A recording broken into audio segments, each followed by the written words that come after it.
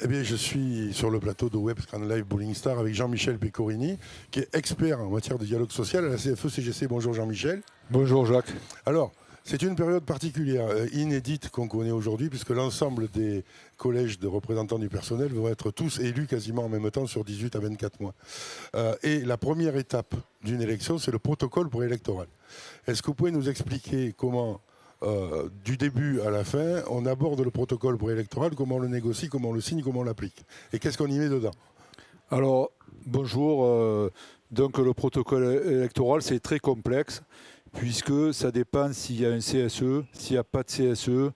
Et donc, les syndicats doivent s'adapter en fonction de la taille de l'entreprise.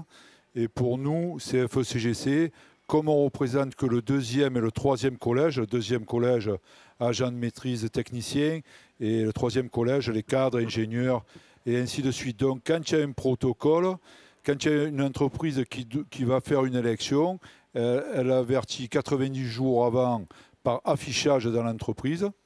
Après, elle envoie un courrier à toutes les organisations syndicales qu'il y a sur le territoire, surtout les 5 représentatives. Et alors là, certaines entreprises envoient des courriers aux confédérations. Alors, à qui doivent-elles écrire exactement pour avoir un interlocuteur? Alors, normalement, la loi du 4 mars 2014, si je me rappelle bien, ils doivent l'envoyer au plus près du territoire. C'est-à-dire que s'ils sont sur Marseille, ils les envoient aux unions départementales des 5 centrales, puisque chaque centrale a une représentation départementale, régionale et nationale. Donc, voilà. Département ou union locale, s'il y a une union locale? Alors, union locale, c'est vrai pour certains syndicats, mais pas tous les syndicats ont des unions locales. Donc, à minima, enfin, c'est le plus proche. Donc, on commence. S'il n'y a pas d'union locale, c'est union départementale. Union départementale, c'est là où on en reçoit le plus. Alors là, par rapport à la loi de 2008 et les cycles de représentativité, on arrive dans le 4e cycle de représentativité et il finit fin 2024. Et tous les protocoles, toutes les élections, la plupart du temps, elles sont sur les 2 dernières années. Donc les syndicats, ils ont un travail énorme. C'est Shiva, quoi. Il faut avoir 8 bras pour pouvoir aller signer tous les protocoles qui concernent les syndicats. Ça ne se limite pas à signer un protocole, ça se limite aussi à le négocier, à attirer l'attention sur des sujets importants. Quand vous allez dans une entreprise pour négocier un protocole, quels sont les points importants sur lesquels vous vous arrêtez et sur lesquels vous avez un gros travail? Alors, je vais vous donner la méthode de la CFE-CGC. Après, chaque syndicat a sa méthode. Nous, d'abord, on reçoit le courrier à l'union départementale. La secrétaire l'ouvre, repère le numéro de téléphone, appelle l'entreprise et la première chose à faire, on se présente et demande s'il y a de l'encadrement. S'il n'y a pas de l'encadrement, on n'est pas concerné, donc on n'y va pas. Donc ça limite parce que pas toutes les sociétés ont de l'encadrement. Une fois qu'on a identifié une société avec de l'encadrement, on appelle la RH et on lui dit qu'on sera présent au protocole. Alors là, 2 solutions. Ou la CFE-CGC n'y est pas, donc c'est quelqu'un de l'union départementale n'est pas représenté dans l'entreprise. Ou c'est quelqu'un de l'union départementale ou une fédération qui concerne cette entreprise se déplace pour aller signer les protocoles. Ou alors, il y a une représentation CFE-CGC dans l'entreprise. Donc là, l'union départementale n'est pas concernée parce que les premiers avertis, c'est les élus de l'entreprise. Ils peuvent venir en appui pour aider. Alors s'ils le demandent, s'ils le souhaitent, oui. Il y en a qui viennent à peine d'être élus et ils demandent un appui. Et ce qu'il y a de bien dans un protocole, c'est que c'est l'occasion de rentrer dans une entreprise et on peut même amener des futurs protocoleurs qui ne sont pas formés, justement pour qu'ils se forment sur le terrain. Alors, sur quel point il faut être vigilant dans le protocole? Qu'est-ce qui est négociable, qu'est-ce qui n'est pas? Qu'est-ce qui est important au regard de la CFE-CGC, puisque vous êtes là? Alors, la CFE-CGC, le souci qu'on a dans les entreprises, c'est que souvent, ils veulent faire un collège unique.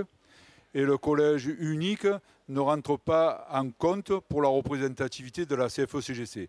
Donc, Si, mettons, il y a 15 cadres dans une entreprise, on peut demander et peut exiger un troisième collège. S'il y a des agents de maîtrise, au-delà de 25, on peut exiger un deuxième collège. Et c'est là que les protocoleurs agissent et même font du bluff aux entreprises, aux RH. Alors, ça, c'est un point, c'est les collèges, mais par exemple, sur le vote électronique.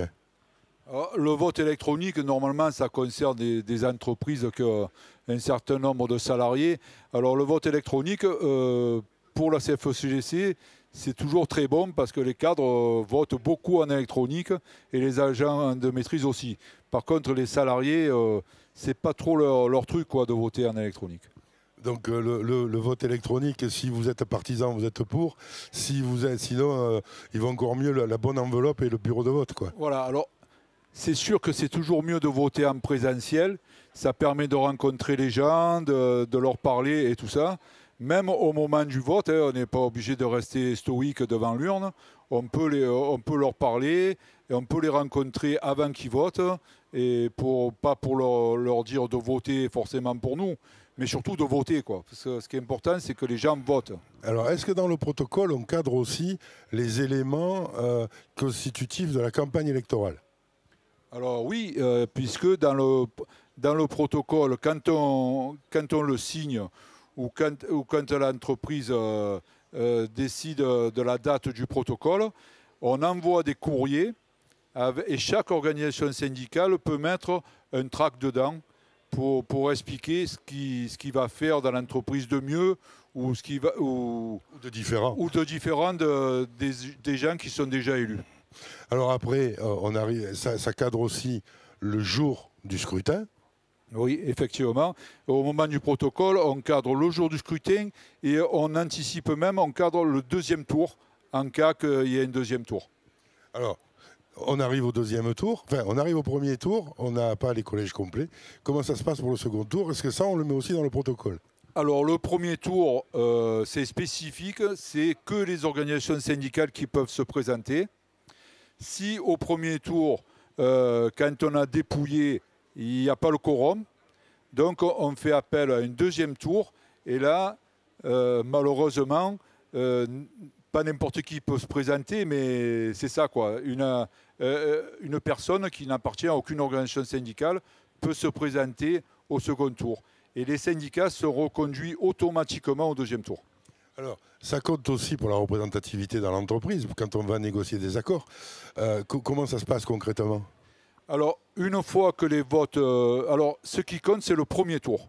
Le deuxième tour, les voix ne sont pas prises en compte par la Direction générale du travail et par le Mars, qui est la mesure des organisations syndicales au niveau national. Donc, c'est qu'au premier tour. Alors, c'est qu'au premier tour. C'est pour ça que c'est important d'avoir des listes au premier tour, parce que c'est les listes qui vont vous permettre de négocier des accords d'entreprise. Mais pour négocier un accord d'entreprise, il faut que l'organisation syndicale soit représentative. Alors, la représentativité, ça se calcule comment? Alors, la représentativité, ça se calcule au nombre de voix qu'a chaque syndicat de salariés. Alors, une fois que comme par exemple pour 2024, quand la représentativité sera déterminée entre chaque entreprise. Alors, pour être représentatif, il y a trois solutions. C'est les votes interpro, et les chambres d'agriculture et les TPE. Donc, il faut être représentatif dans ces trois cycles de représentativité. En sachant que la chambre d'agriculture couvre 2 cycles, puisque les élections le sont tous les 6 ans. Ok, donc dans l'entreprise, il faut faire combien pour avoir un délégué qui puisse aller négocier? Il faut faire au-delà de 8.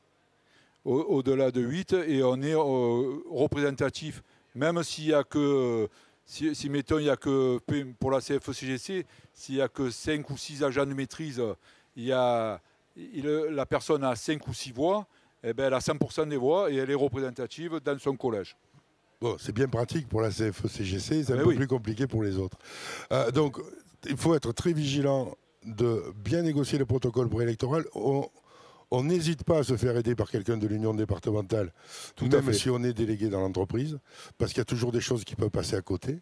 Et surtout, très très important de négocier ce protocole. On n'y va pas en laissant faire l'employeur qui va faire son protocole tout seul. Moi j'ai eu un exemple, alors c'est à la Foire de Marseille, où on était avec FO et la CFTC, et l'entreprise nous annonçait 85 salariés, alors que FO, qui était présent sur le site et avait des élus, disait qu'ils avaient 120 salariés. Donc il y a des protocoles, il faut faire gaffe au nombre de salariés qui indique la société pour les élections, parce que ça peut donner un élu de plus, des fois. Oui, parce que ça, c'est le jeu des équivalents temps plein et on peut jouer avec ça. Ben, merci Jean-Michel de nous avoir éclairé sur le protocole.